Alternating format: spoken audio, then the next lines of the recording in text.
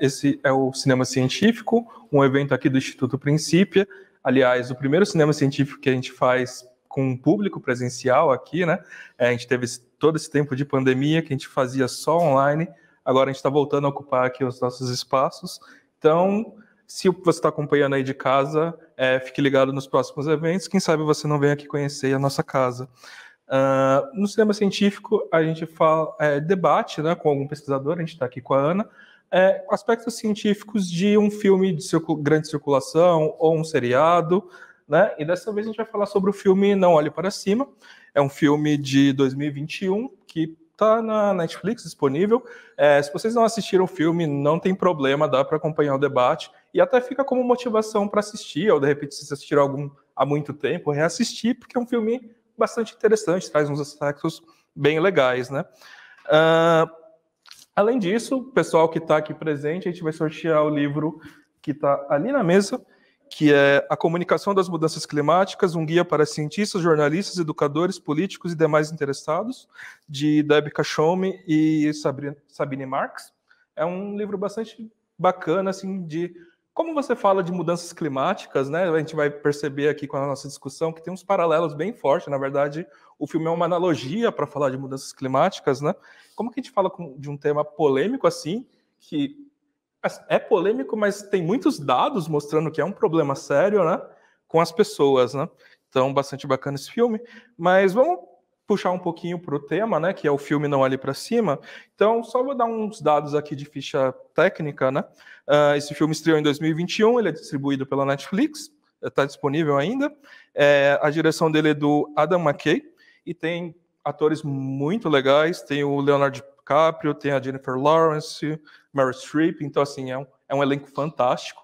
É um filme, eu particularmente não sou o maior fã dele, mas mesmo assim ele é um filme interessante de assistir. E é isso. Bom, vamos começar um pouquinho aqui, né? A gente está aqui com a Ana Arndt, ela é professora do Instituto de Biologia da Unicamp. Bom, vamos conhecer um pouquinho melhor a Ana, né, que é quem vai debater aqui comigo, né? Então, Ana, fala um pouco sobre você, qual é a sua formação, com que você trabalha, que tipo de projeto você participa. Bom, primeiro, né, boa tarde ou boa noite, não sei, ou bom dia, né, porque não sei que as pessoas vão assistir em casa também. Mas muito obrigada pelo convite, por estar aqui de novo, né? Estar aqui no Princípio é sempre uma alegria voltar aqui e conversar com todo mundo e num evento presencial, melhor ainda, retomando, né, essas nossas atividades. Quem é a Ana, né? Assim, eu sou bióloga, sou formada na Universidade Federal do Rio Grande do Sul, sou gaúcha e tenho meu mestrado e meu doutorado na área da educação. Desde 2008, que foi quando eu comecei meu doutorado, eu comecei a trabalhar com divulgação científica também, tanto fazendo divulgação científica quanto investigando divulgação científica, né? O meu doutorado foi em cima da revista Ciência Hoje, que na época era acho que o grande veículo, ainda é, assim, como inspiração para mim, certamente, mas era o grande veículo, né, impresso, que a gente tinha acesso no Brasil.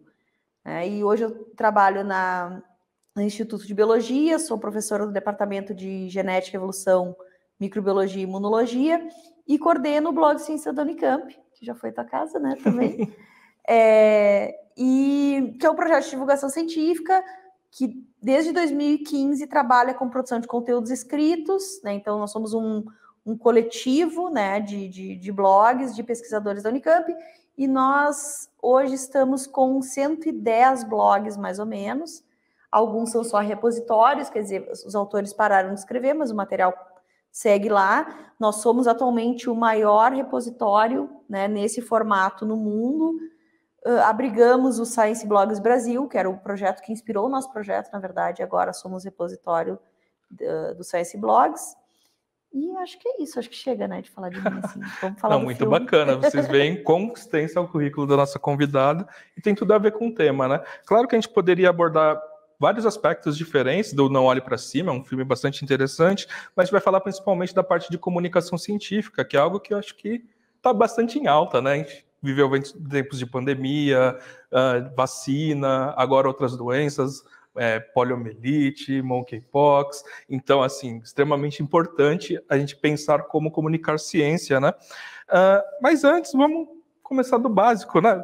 queria saber a sua opinião sobre o filme em geral, assim, se você gostou, e um pouquinho também se você acha que tanto o processo de fazer ciência quanto o processo de comunicar ciência ali foi bem retratado. Dava para fazer um só disso. Só essa pergunta dava uma hora de discussão, assim. Eu vi o filme bem quando ele foi lançado, então estava naquele momento todo mundo comentando, né, na nossa rede de colegas, principalmente, porque toca muito o nosso trabalho. E eu vi, confesso que naquele momento eu achei horrível o filme, achei longo, achei, né, assim, podia ter uns 20 minutinhos a menos ali, na minha opinião.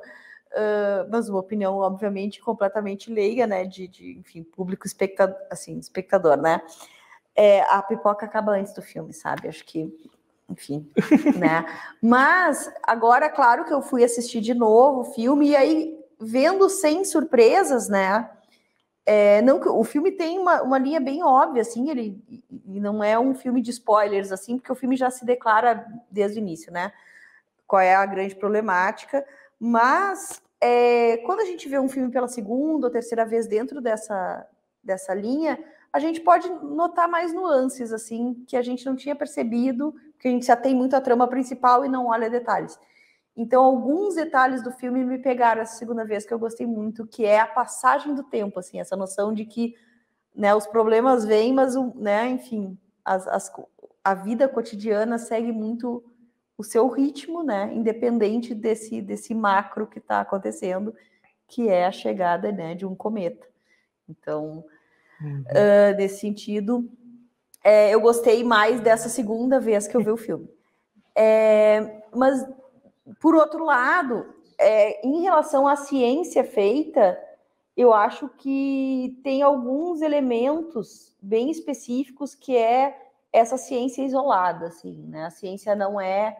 E a gente tem esse imaginário, talvez, social, porque a gente conhece nomes de cientistas e desconhece que isso é um grupo, né? Ali até aparece o grupo um pouco e tal, mas no fundo são duas pessoas que encabeçam e a gente sabe que normalmente é um grupo muito maior, isso não aconteceria de uma maneira tão isolada, assim. Claro que eu não atuo na área da física, mas acho que não é tão isoladamente que se faz ciência, né? Então, esse é uma questão que eu acho que é importante de esclarecer, assim. Uhum. Bom, se alguém está perdido, não viu nada do filme, assim, não viu nem a sinopse, vamos falar um pouquinho, assim, da história do filme. Tem uma doutoranda lá, Kate Dibiasky, ela está fazendo suas observações e tal, e ela descobre um cometa. Aí, analisando esses dados, junto com o orientador dela, que é o Randall Mind, eles descobrem que esse cometa, na verdade é um asteroide, mas tudo bem, está vindo em rota de colisão com a Terra e ele vai ser destruidor.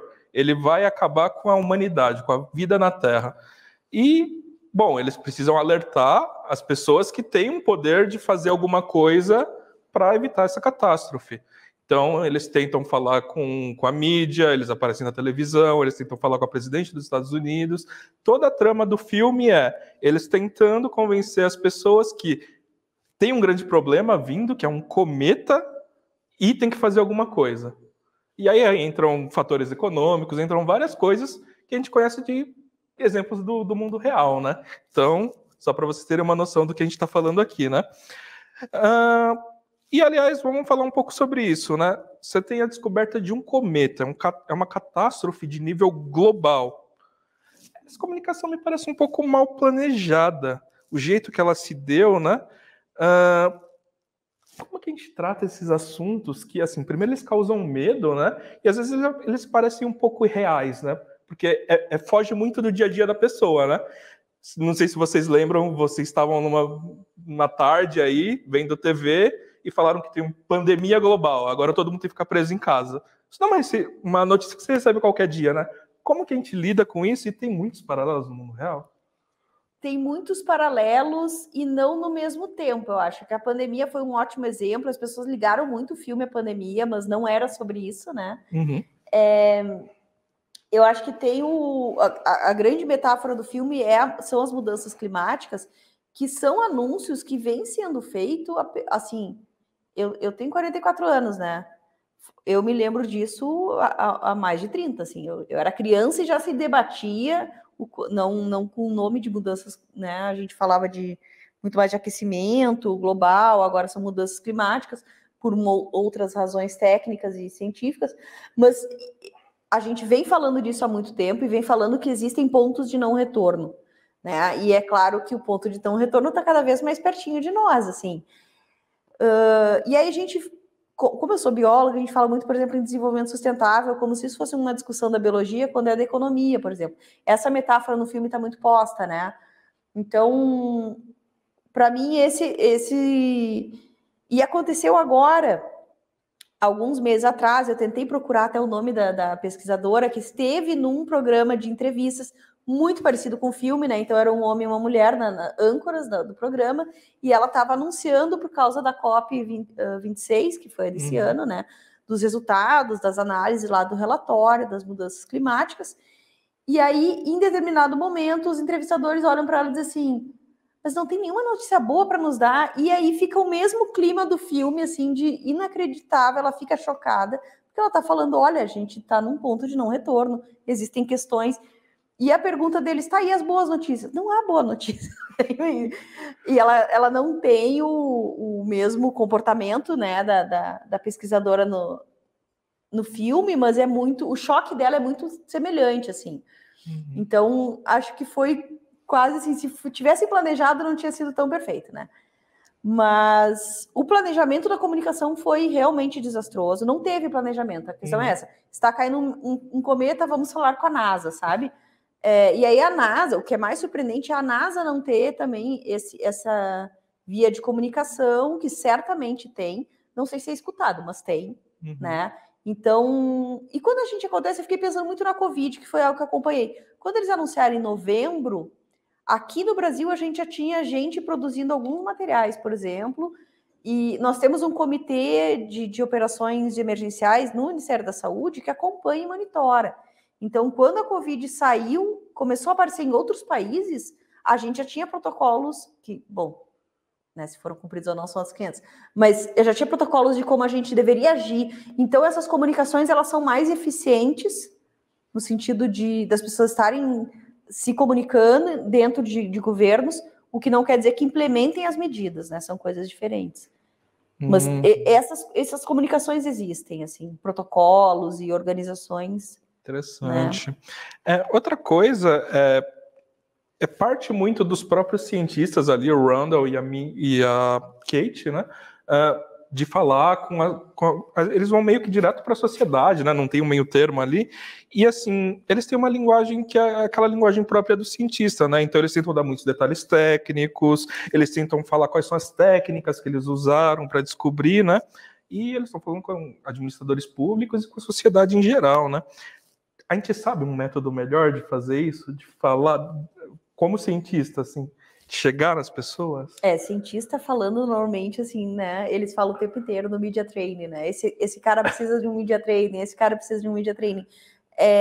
Cientista esquece que levou anos e anos aprendendo a falar uma determinada linguagem, né? E parece que a gente vai apagando esses rastros, assim. Então, eu costumo dizer, né, que para, por exemplo, estar aqui hoje falando com vocês, eu não vi o filme e vim falar, né? Eu levei 44 anos para isso, porque eu fui alfabetizada, enfim, a gente vai aprendendo, eu fiz biologia, eu trabalho num veículo de comunicação, aprendo sobre comunicação, e a gente esquece essa trajetória. Então, quando a gente vai falar com o público, a gente fala como a partir do que a gente sabe hoje e esquece que a gente já teve em outro lugar que não sabe a linguagem que a gente tem hoje. E isso é bem claro ali, principalmente com o Mindy, né? Com o Dr. Mindy. Ele não tem a menor ideia com quem que ele está falando. Ele está falando como se ele estivesse falando com ele mesmo, né? Então ele fala o nome do sistema que vem o cometa. Não interessa, o cometa vai cair aqui. Eu não quero saber de onde ele veio. Eu quero saber quando que ele vai cair, né? E o que a gente faz para resolver. Então existem outros modos e existe treinamento para isso, né? Que claramente eles não têm. Inclusive, você poderia falar um pouco do que é esse Media Training? Porque, assim, a gente ouve até esse nome, né? Mas eu, pelo menos, nunca participei de um. Eu já vi alguns manuais de comunicação, mas assim, um treinamento de mídia mesmo eu não tive. Tem alguns cientistas aqui na plateia, provavelmente eles também não tiveram. O que é isso? Como se dá? Assim, aonde a gente vai ter esse treinamento? Lá no Unicamp, vou fazer uma propaganda. Lá no Unicamp nós temos um grupo que trabalha com Media Training, que é o pessoal do Labjor e o pessoal da agência Bore, que não é da Unicamp, né, mas que são pesquisadoras que também são da Unicamp. Media Training seria esse treinamento para falar e lidar com a mídia, né? E a gente tem vários níveis, assim, tanto de como entrar em contato com jornalistas e veículos, que é um tipo de treinamento específico que diz respeito a saber apresentar os resultados da pesquisa na medida em que eles podem ser apresentados com uma linguagem mais acessível, quanto o que a gente faz na divulgação científica, que daí é nós mesmos produzirmos esse conteúdo e lidarmos com essas tecnologias, né, de maneira específica e sabendo que o público que a gente lida não é o público de um artigo científico, de um evento técnico, né. Então, o Media Training é como a gente se comporta, como a gente fala, como a gente lida com toda essa maquinaria de comunicação. Bacana. Bom, eu tô vendo às vezes algumas reações aqui, de acordo com o que a gente tá falando. Gente, é para ser uma conversa, tá? Então, se vocês quiserem fazer perguntas, só levanta a mão, assim, vamos interagir, que é o espírito aqui é mesmo em bate-papo, né? Senão a gente fica conversando só entre nós aqui, e não é tanto a ideia, né? Outra coisa que é muito retratada ali no filme são as emoções dos cientistas, né? Elas são muito afloradas, assim. Eu vou perguntar, assim, isso atrapalha na comunicação? E se isso atrapalha, o Media Training ajuda nessa parte de lidar com emoções? Porque são coisas que mexem muito com a gente, né? Eu imagino que saber que um cometa está vindo e ninguém escutar não deve ser a tarefa mais fácil, não é a coisa mais simples. Mas pensando também nesse paralelo, tanto a pandemia quanto das mudanças climáticas, a angústia é a mesma, né? Eu imagino, embora os tempos de ação sejam outros.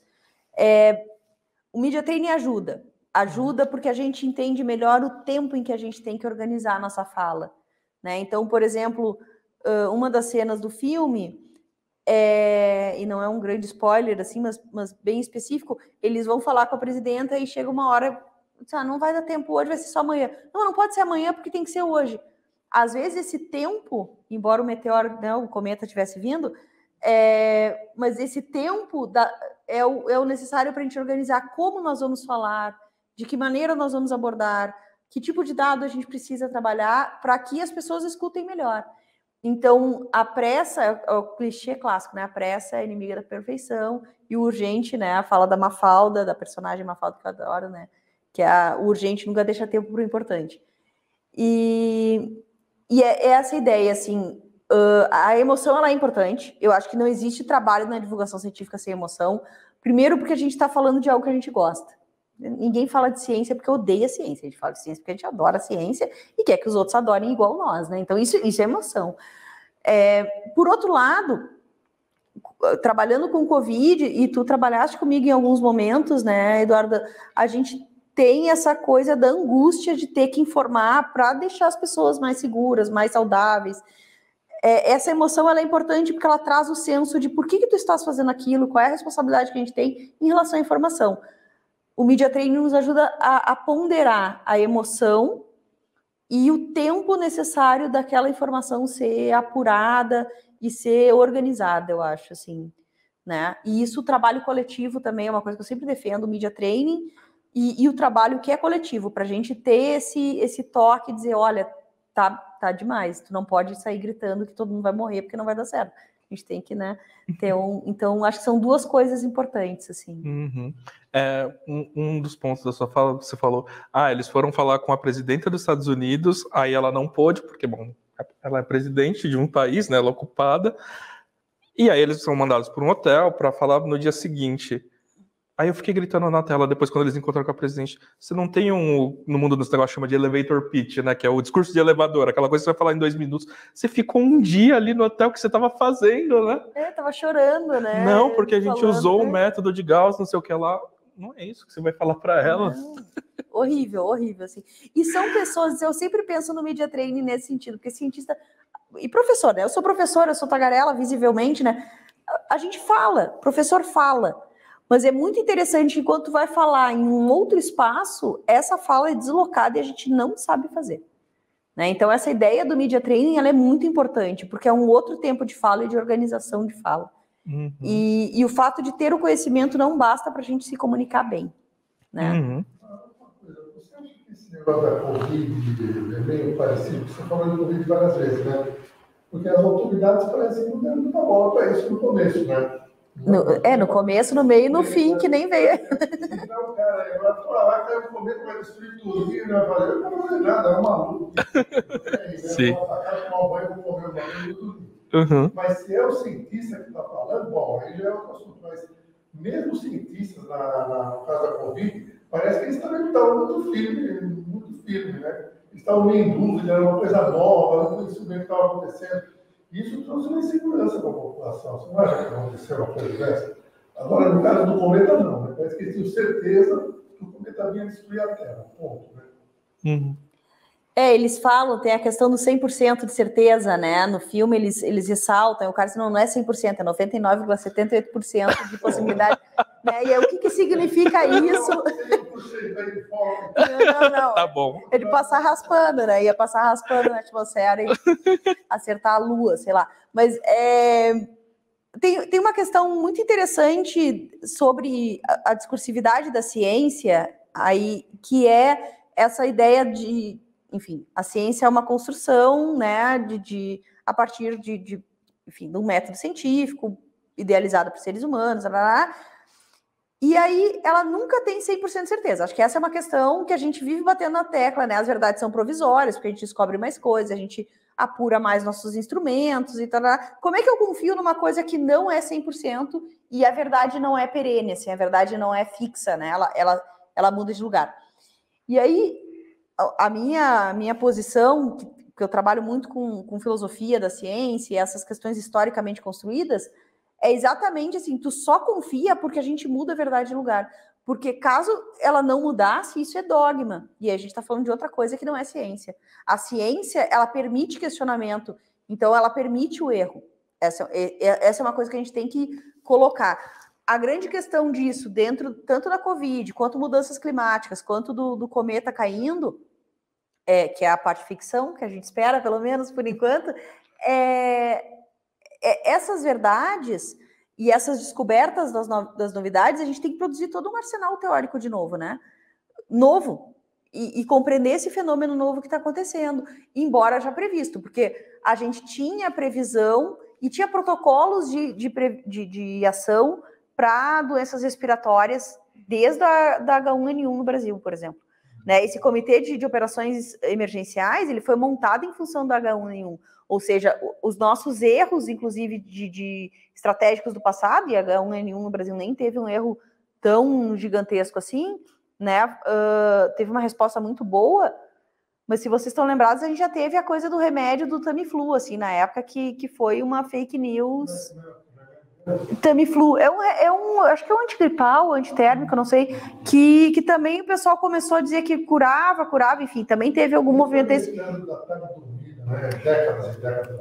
Então, assim, a gente tem que olhar para os nossos erros e mostrar como é que a gente constrói a partir daí. E na comunicação científica, eu diria que o nosso grande problema é o argumento de autoridade, quer dizer, eu sou cientista, eu que sei, portanto, tem que acreditar, sem que a gente trabalhe o modo como a ciência é construída. Como é que a gente chega naquele lugar sem essa emergência do cara explicando de onde veio o cometa, falando coisa com coisa para as pessoas que não têm ideia do que ele está falando. Então, isso é uma construção, assim. Eu costumo dizer que a gente tendo material cotidiano, como a gente faz no blog Ciência, como o Eduardo faz aqui no Princípio, quando surge algum fenômeno que precisa desse conhecimento de base, a gente já tem material pronto para fazer a relação, mostrar e aí construir mais alguns elementos. Isso eu acho que falta em termos de comunicação científica. A gente aprender que é uma construção diária e não é só tapar buraco em emergência, né? Para construir, inclusive, a compreensão da população do que faz um cientista. Porque não é só porque ele é cientista que ele tem que ser acreditado, ele tem que ser acreditado porque a ciência é uma ferramenta para compreender o mundo. Então, acho que isso falta no filme também, né, inclusive essa discussão no filme falta, assim, né, mas que não é nem o propósito, enfim. Mas eu acho que no nosso cotidiano como trabalho, essa é uma questão importante, acho, na divulgação científica, assim. Uhum. Oi? Vocês podiam relembrar as etapas do filme, porque eu assisti até a metade, né? Uhum. E Eu lembro que no começo todo mundo dava risada, ficava fazendo, vamos dizer assim, piada com as informações. Né? Depois eles foram, aos pouquinhos, as pessoas da comunidade do país foi caindo a ficha aos poucos. Isso. Aí eu não sei qual foi a sequência, até o final que aconteceu. Tá, vamos relembrar então um pouquinho a história. Até a metade, eles acabam convencendo lá o governo, a presidenta, né? E eles bolam um plano para tentar, não sei se destruir ou desviar, mas assim, acabar com o problema, né? Só que aí a segunda parte vai mostrar a interferência da economia, né? Tem um cara ali que ele é dono de uma empresa de tecnologia muito grande e ele tem uma ideia de tentar minerar o cometa. Então eles abortam a missão que eles vão fazer e eles planejam uma nova missão para tentar fragmentar esse cometa em vários pedaços pequenos e conseguir minerar, tirar algum material lá que eles precisem. Então, assim, tem toda essa influência e a presidenta acaba indo para esse lado, porque ela também ali tem as parcerias dela e tal, e também começam a surgir movimentos na internet. Na segunda parte, justamente, entra o Don't Look Up, né, que é o não olhe para cima, porque, bom, é um cometa. Tem uma hora que você consegue ver no céu, né? E aí eles começavam a falar assim, não, olhe para cima. Você tem que olhar para frente. Era um discurso estranho até, assim, porque assim, é uma coisa... olhar para frente, e eu acredito nos empregos que o cometa vai nos trazer. Tinha essa discursividade muito forte, assim, né? E o rompimento das relações familiares era... Né, era vinculado a isso. Assim. E talvez até remeta mais à parte de mudanças climáticas, né? Porque países que são não tão desenvolvidos, a gente pode pegar o próprio exemplo do Brasil, não? O Brasil tem um pouco desse discurso, né? Os países de primeiro mundo exploraram pra caramba outros lugares, agora é a nossa vez para se desenvolver, né? Então tem um pouco disso, né? De assim, isso vai ajudar a economia, então a gente vai fazer, né? Então eles tentam fazer alguns paralelos nessa parte, e aí essa segunda parte do filme. E, bom, depois dá tudo errado, explode, alguns poucos ricaços fogem, e tem... Os bilionários têm um plano B caso tudo dê errado, né? Eles não conseguem estourar o cometa lá, eles pegam um foguete e vão para outro planeta.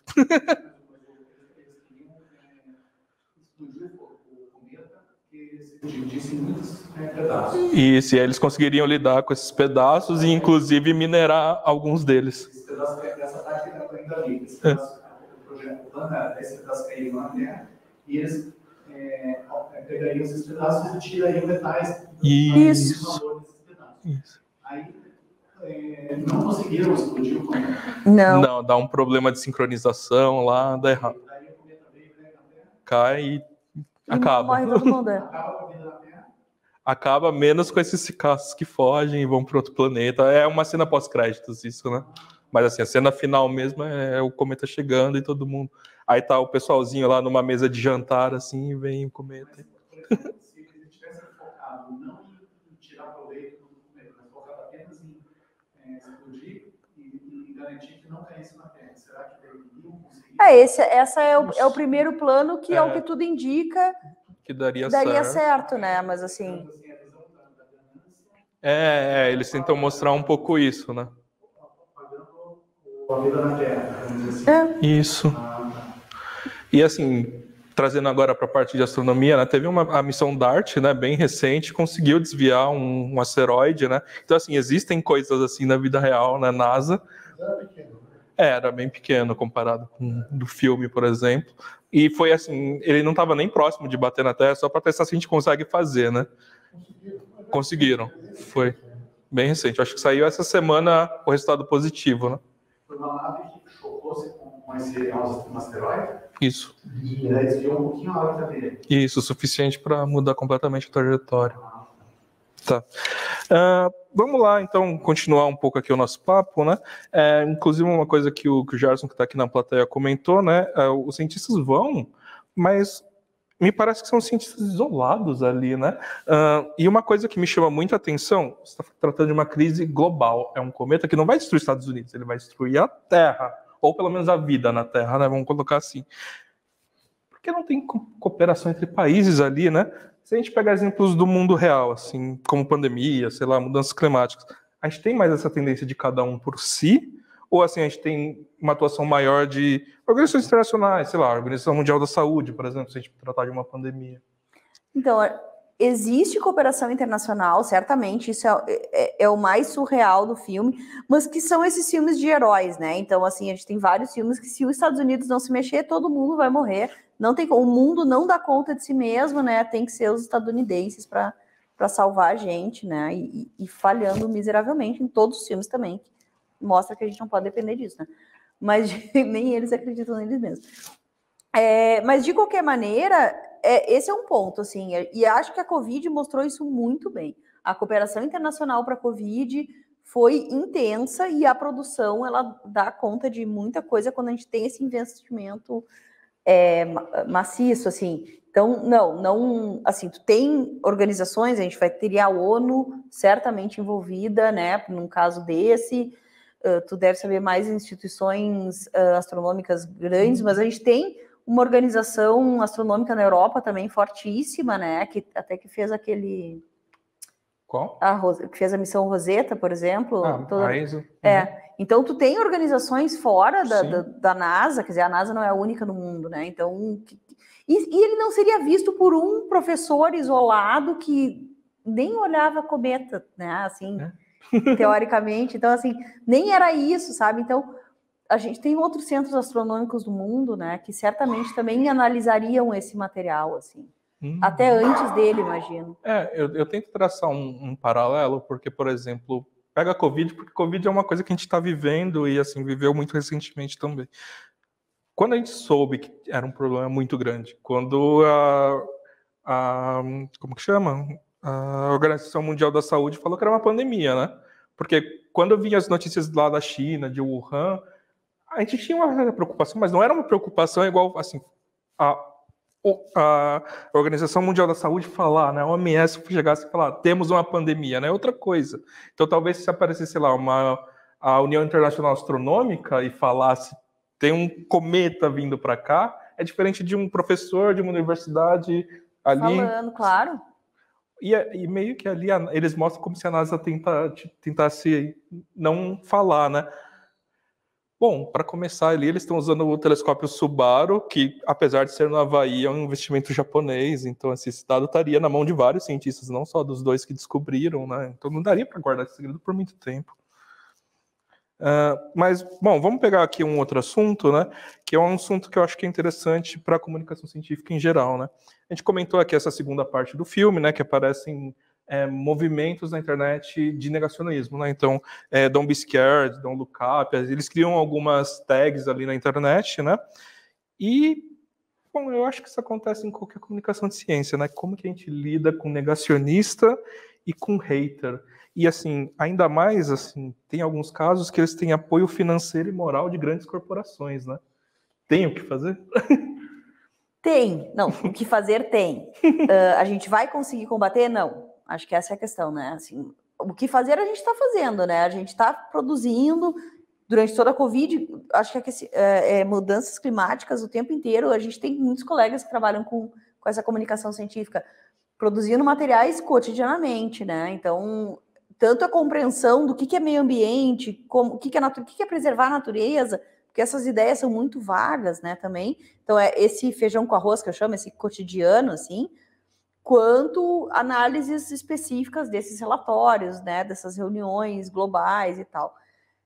Então, isso faz parte. Acho que é um trabalho que nós executamos. Em relação à Covid, a gente tinha essa questão do negacionismo da desinformação, que é o que saiu. Não interessa a hora que saiu, a gente vai ter que, né, 2, 3 horas depois, tinha que estar com o material pronto, já combatendo pela magnitude do problema. E aí, quando a gente fala em magnitude, nós estamos falando de investimento pesado na produção de materiais assim, e na veiculação desses materiais, na propagação disso, e isso é o que a gente não consegue combater. Sem derrubar essas linhas de transmissão, a gente não consegue combater, e a gente faz isso com um montante de dinheiro muito menor, né? Bom, tu é um cara famoso que já viralizou e tal, mas assim, não é muito orgânico isso, né? Em muitas medidas. A gente pode estudar as estratégias para saber o que mais ou menos vai dar certo para viralizar. É sempre um chute direcionado, mas a desinformação, ela lida com dinheiro, com patrocínio, com investimento, né? E isso é algo que a gente tem que ter em mente. Primeiro, para não se frustrar no sentido de, eu não consigo produzir materiais. Não vai conseguir, porque a gente não tem esse financiamento nesse montante. E isso não é para desistir, é para saber que a gente tem um limite diferente, né? Então, tem como combater? Se a gente tiver investimento, tem. Caso contrário, a gente vai... retenção de dano, sabe? O que a gente faz é redução de dano. E não vai sair disso enquanto a gente não tiver um trabalho efetivo, pagando pessoas para fazer com qualidade e tudo mais, com estrutura, com financiamento, com patrocínio nas redes, não tem como competir. Isso é muito claro. E isso vem sendo dito internacionalmente, né? Isso não é uma fala localizada de quem teve um problema com cloroquina, ivermectina e antivacina, terraplanismo, sei lá, coisa do tipo. Isso é internacional, né? E se sabe disso, assim, que existem redes internacionais que trabalham financiando esse tipo de trabalho, né? De comunicação. Bastante complicado, né? Inclusive, uma parte da nossa comunicação é convencer pessoas que têm dinheiro a financiar esse trabalho para que ele possa ser feito com mais qualidade, atingir mais pessoas, né? Legal. Outra coisa... Oi? Claro. De quem seria a função do financiamento nesses casos onde o aspecto social, o aspecto, vamos dizer assim, de escopo maior está envolvido? Porque nós teremos sempre o financiamento privado diante da projeção que determinadas ações têm no mercado. Né? Agora, como é que se comportaria, como deveria se comportar o investimento público nessa questão da comunicação, da informação científica? Para mim, essa é a famosa pergunta de $1 milhão, assim, e $1 milhão que nós nunca ganhamos, né, assim, também. Nunca vimos esse dinheiro. Para mim, isso é política pública. Esse é o ponto, assim, né? A informação científica e a produção do conhecimento científico são políticas públicas, mesmo quando o dinheiro é privado. Mesmo quando o dinheiro é privado, a gente pode ter incentivo público via políticas públicas para financiamento privado. Então, não é descartar o financiamento privado de maneira alguma também, mas tem incentivos públicos em relação a isso e políticas para isso. Nós temos alguns editais de financiamento, inclusive tivemos faz umas 2 semanas, né, Eduardo, que a gente até escreveu algumas coisas juntos, assim, pensamos algumas coisas juntos, mas tem, portanto, financiamento, não é um financiamento compatível com a necessidade, tá? Não é longe disso, mas existe. Agora, para mim, existem 2 questões. Uma é isso, assim, a gente tem que ter políticas públicas para formação de profissional, porque também carece, para financiamento desses profissionais, ou seja, parar da gente viver de bolsa, sabe? Porque não dá para pessoas com vida adulta vivendo de bolsa, né? Sem nenhuma garantia de continuidade, de dinheiro, enfim. Essas faltas de estabilidade que a produção de conhecimento tem no Brasil, em termos de financiamento. Reconhecer que isso é uma profissão, para mim, é um ponto dentro dessas políticas públicas, e a outra é compreender, e aí do lado de dentro da ciência, que eu acho que isso, tanto o Princípio quanto o Blog Ciência da Unicamp vem brigando, e acho que em certa medida brigando juntos, que a ciência tem que reconhecer que o saber não é suficiente, eu ter conhecimento não é suficiente para eu falar sobre isso, portanto, dentro das equipes de produção de conhecimento, nós temos que ter profissionais que trabalhem com a divulgação científica, desde o dia 1 do projeto, desde o dia 1 da elaboração do projeto, né? Eu trabalho nesse sentido, então alguns dos grupos que eu atuo, quando vai se pensar num projeto para um edital, quando a gente vai montar o projeto de pesquisa, a gente já senta e elabora o plano de divulgação desde a concepção. Isso quer dizer que vai ter dinheiro para essa divulgação científica, que claro que não é no montante que a gente está falando, de combater desinformação, mas desse cotidiano, desse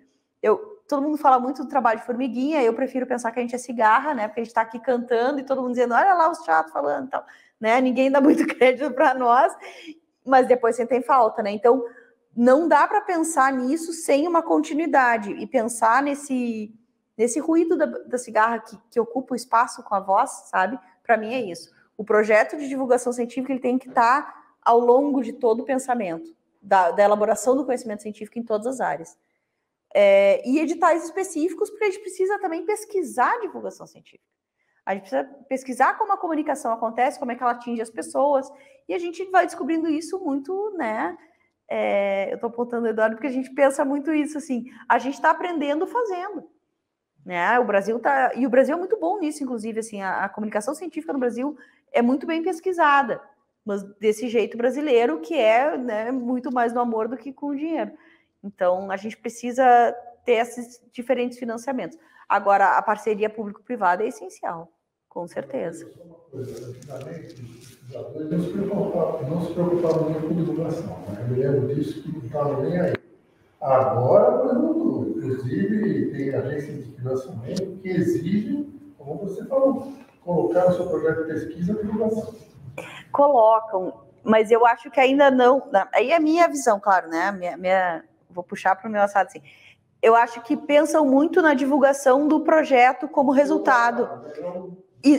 E não da elaboração científica. Então, por exemplo, quando a gente pensa. Vou pegar o exemplo do cometa do filme.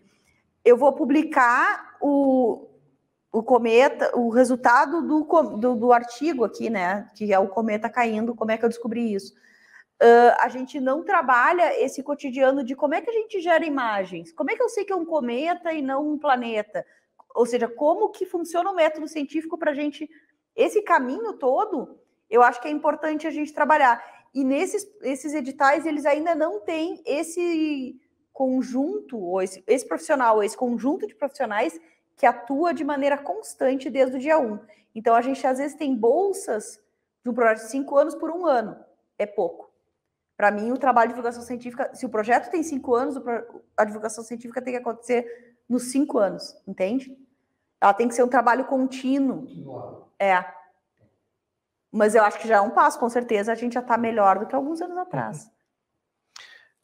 Bom, continuando o nosso papo aqui, tem vários aspectos para falar dentro da comunicação de ciência, porque é um tema muito abrangente, né? Dá para fazer um departamento só disso e pesquisar isso muitas décadas. Mas outra coisa que é muito marcante no filme é a diferença com que tratam o Randall e a Dibiasky, que é a Kate, né, que descobriu o cometa, né?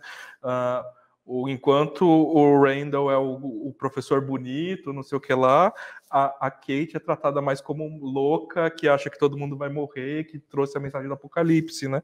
Inclusive, bom, por darem o nome do cometa pelo nome de quem descobre, né? Chama cometa de Dibiasky. Ela tem uma imagem negativa, né? Queria que você comentasse um pouco assim, quão problemático são essas questões de machismo na divulgação de ciências. Bom, isso também é o nosso cotidiano, né? Como eu trabalho num projeto que tem uma identidade visual que não é uma pessoa, né? Então, o blog Ciência da Unicamp é um veículo. Nós temos bem menos hates e contraposições do que quando eu falo como Ana, assim. Então, nos meus perfis pessoais, tem muito mais ataques, assim, isso é uma coisa. Mas a gente sabe que os perfis pessoais têm mais ataques. Os ataques são mais personalizados do que institucionais, né? Em grande medida. Agora, os ataques, falando especificamente de hate e fogo amigo, porque fogo amigo também tem lá seu machismo, né? Falando desses posicionamentos em relação a cientistas e divulgadores e divulgadoras de ciência, certamente é diferente, né? Assim, eu costumo dizer, e aí está dentro de um dos campos de pesquisa meu, né, que são os estudos sobre o corpo, que nós somos e temos um corpo, assim, né? Essa é uma frase clássica dentro dos estudos de gênero, por exemplo. E a gente tem mais corpo conforme a gente se afasta do padrão homem branco, heterossexual, cisgênero, né? Então, a gente costuma dizer isso. Isso quer dizer o quê? Dentro dessa tua pergunta, que quanto menos homem branco, heterossexual e cisgênero, mais atacado pelo corpo que tu tens, tu vai ser, do que pela fala que tu estás fazendo. Então, os ataques às mulheres, né, e aqui eu vou usar mulheres pelo meu lugar, mas pensando todas essas categorias de pessoas que não são esse lugar do padrão, elas vêm acompanhadas sempre de um ataque a quem tu és, e não ao que tu tá falando. E aí a gente sempre tem que aprender a lidar com isso, porque... E aí, às vezes, a gente escuta umas coisas super bobas, assim, que para mim também é muito vinculado ao machismo, que é tipo, não liga. Como não liga? A pessoa tá me atacando por eu ser quem eu sou, pela minha identidade, né?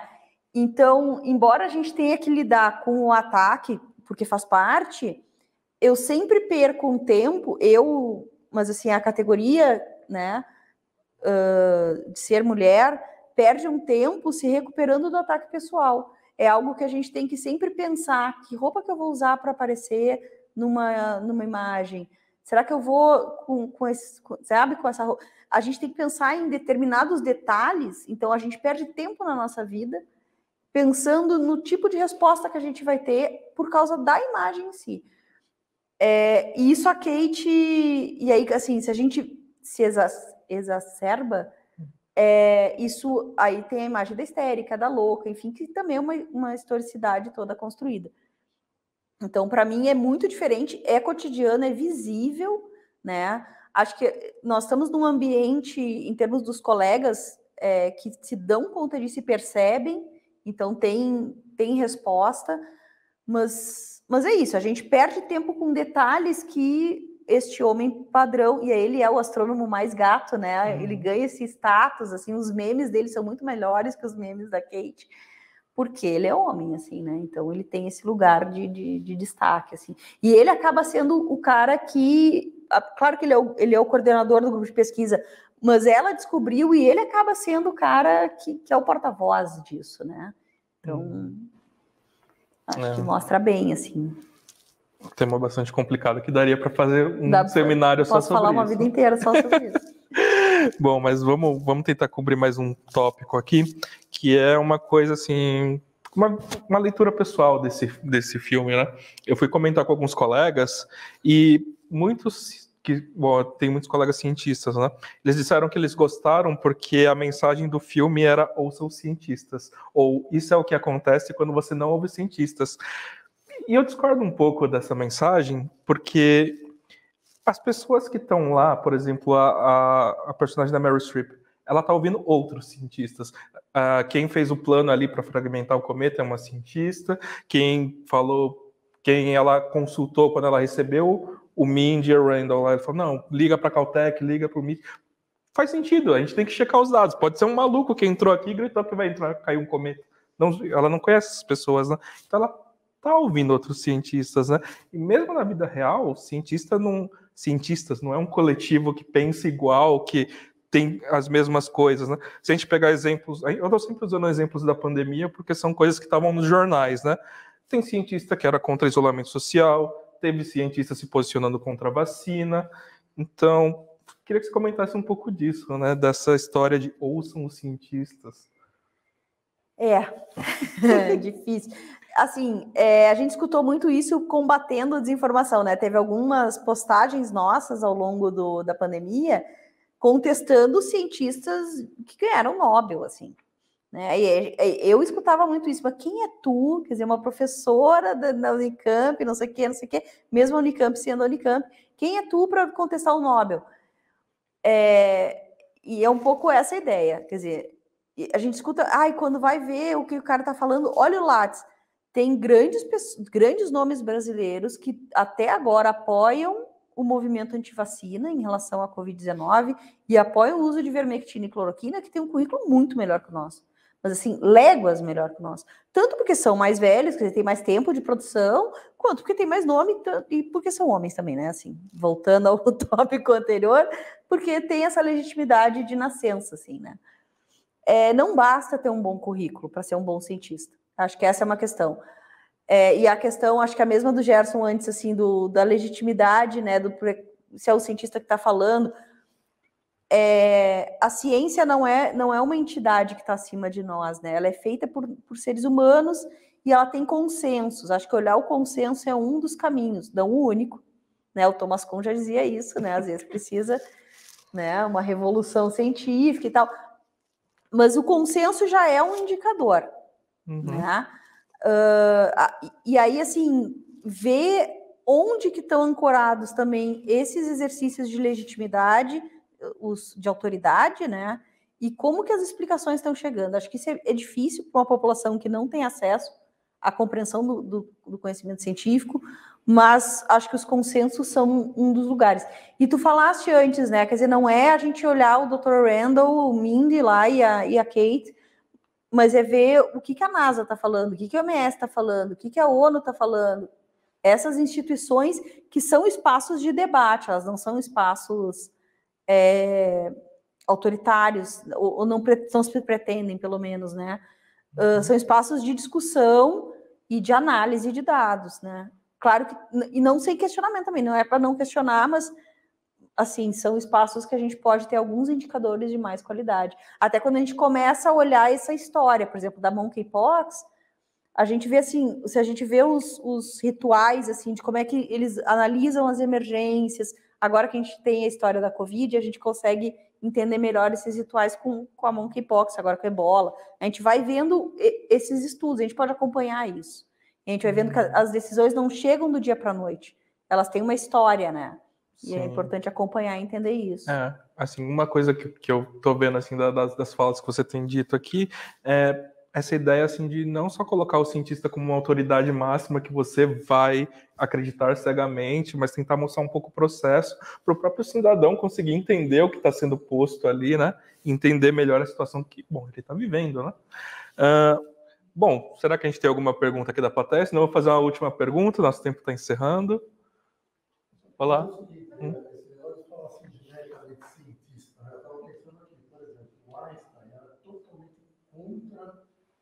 A bomba atômica, né?